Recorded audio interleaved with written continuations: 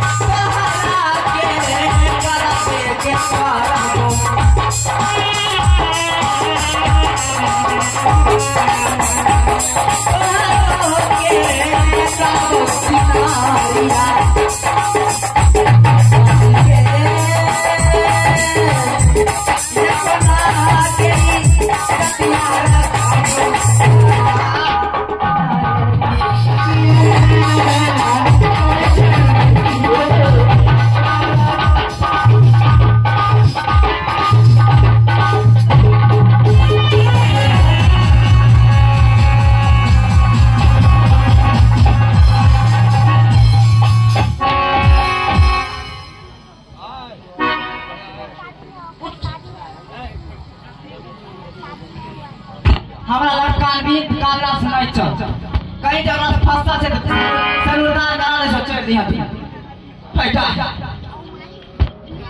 मैं आपको बोल रही हूँ कि आप चली जाइए आप क्यों नहीं मेरी बात मानते हैं बताइए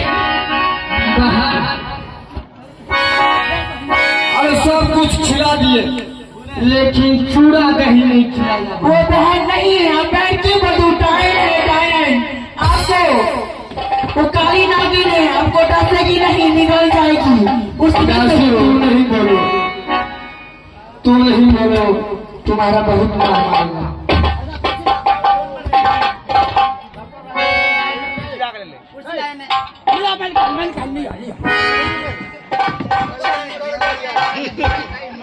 आप पूछ लो छोड़ी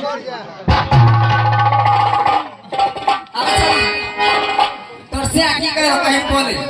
से आगे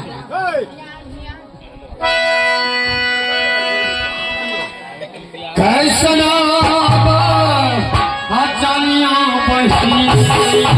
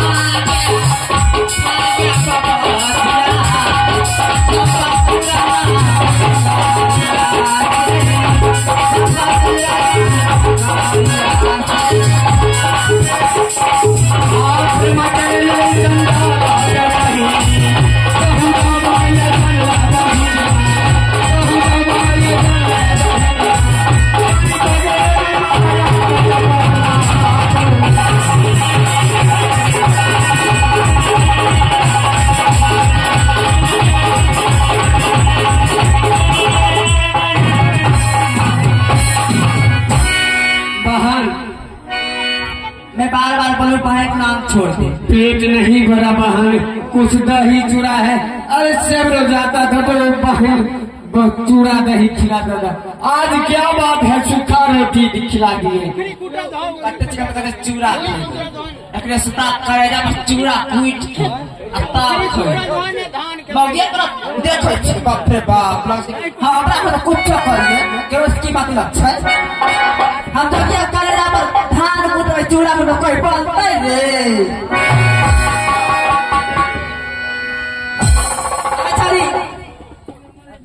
कार्य की। हाँ वो गोदरी फटाल फटाल का कपड़ा नहीं बिछा दे जगह सुइत रहते जाने छम की कर अगर कि तो ही चूड़ा खइबे अपना करेजा पर चूड़ा कुटबे जाने नहीं छी। ठीक है मैं जाती हूँ लाने के लिए वही जो आप बोली है वो सब। ठीक है आज मन अकेली लसवा बरिया आज ना पूरई बहनी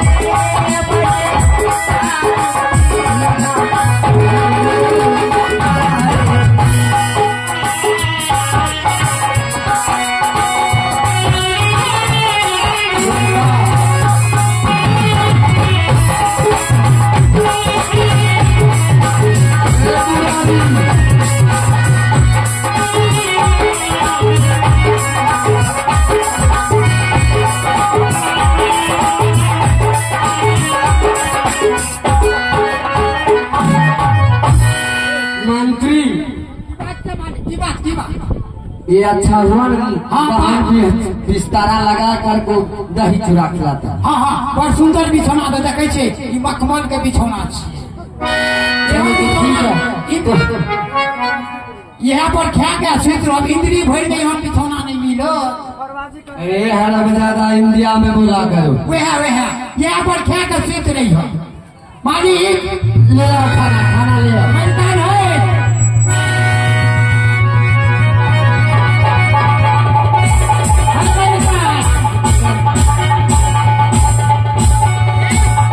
गुरु जी मेरे मरने के बाद इतना कष्ट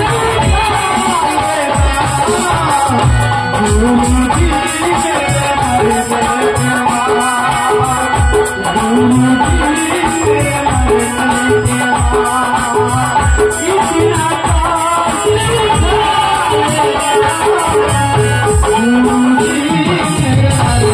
के बाद इतना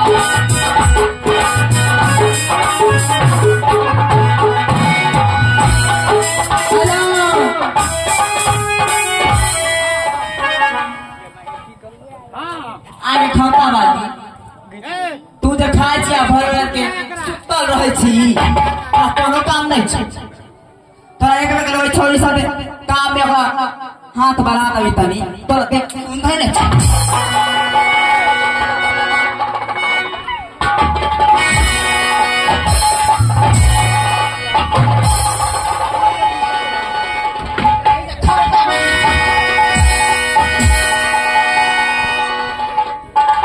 बहन थोड़ा जल्दी खाना खिला दो बहन।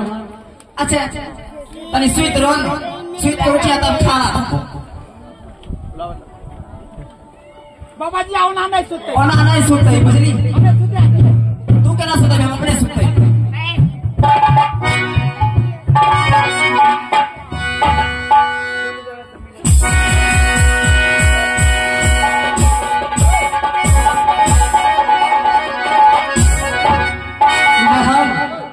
सूत के कैसे खाना खाएंगे सूत के केना खाना खाए छी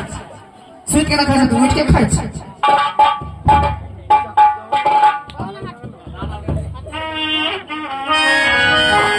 अरे बड़ा मोहना खुशी रे छाबुरा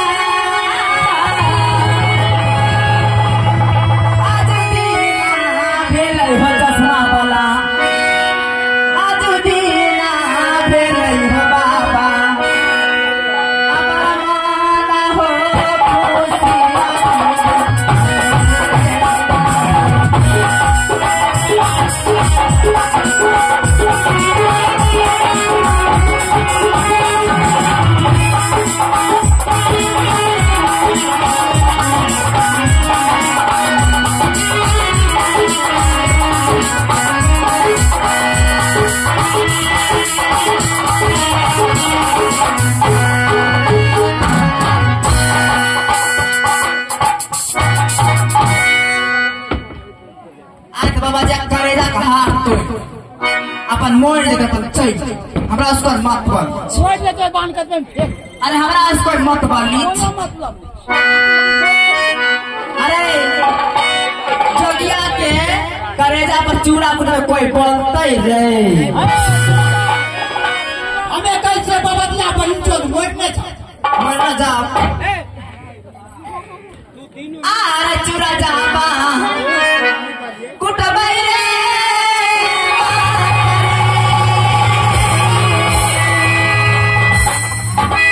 जोगिया के करेजा पर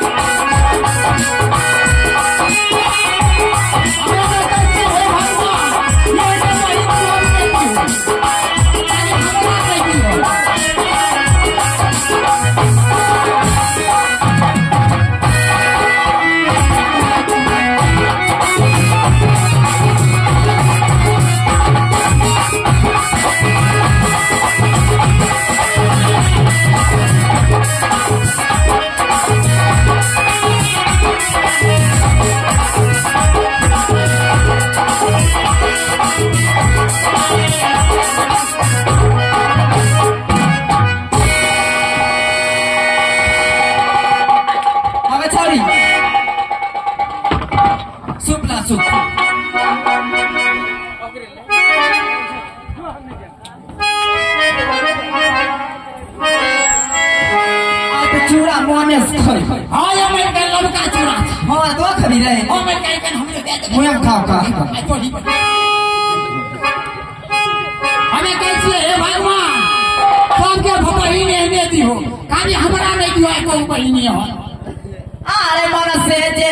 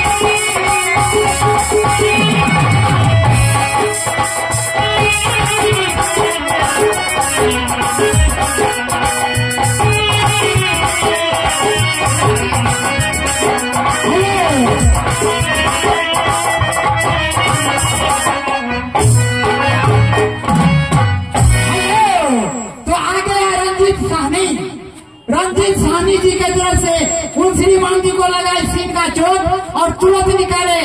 51 रुपये की नोट। हमारे पार्टी को से उस रंजीत जी को बहुत बहुत शुक्रिया। मैंने कहा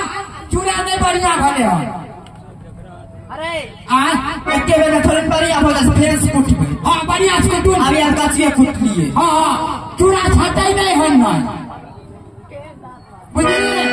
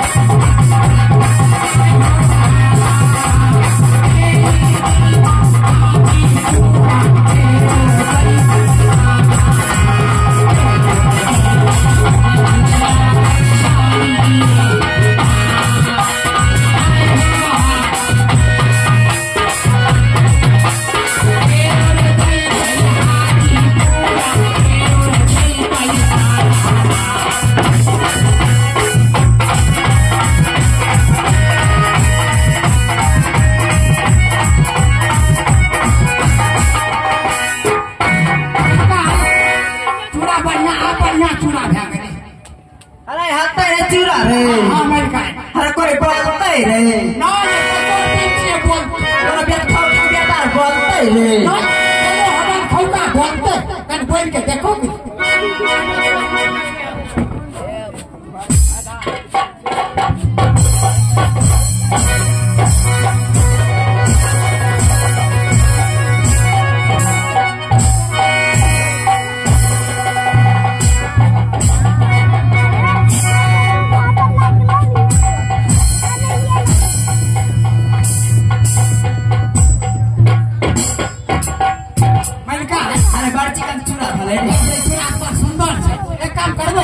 पड़ोसिया के बैठ नहीं जाए पड़ोसी के लड़का चूड़ा नहीं दियो पुरनका देबे अरे लड़का चूड़ा हमरा बखारी में नहीं दियो एगो बुढ़िया कह रहा है कि हाय चूड़ा करवाली कनिया तो लम चूड़ा छिका के है माय न छिके चूड़ा से काल हते तो कुटबे तो दो अच्छा मामा या हां कई बुढ़िया मोय आड़ जाए तो मोय आड़ जाए तो तीसना लागले रहते हां हां ठीक है कहती है है माय तेरे चूड़ा रो तने खा लिया चूड़ा अरे चला खा ले चूड़ा तने चूड़ा खा हाय वो छोड़ा के नहीं टूटते नहीं अरे चुप कर कहीं बैठ लियो नहीं खाते को धबा पे खा अगर हमें छोड़ चूड़ा खाबी नहीं खाबी नहीं खाबी तो ये बोल अपने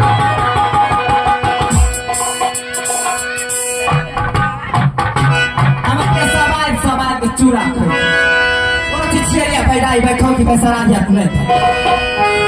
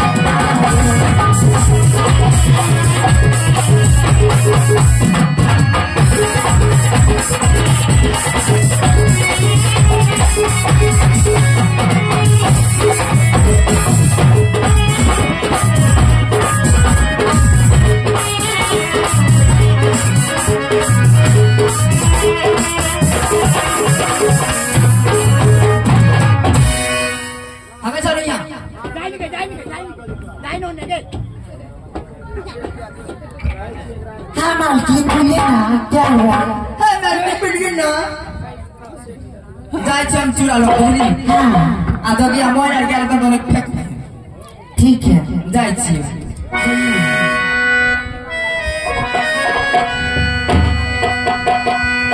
ठीक है जाओ ना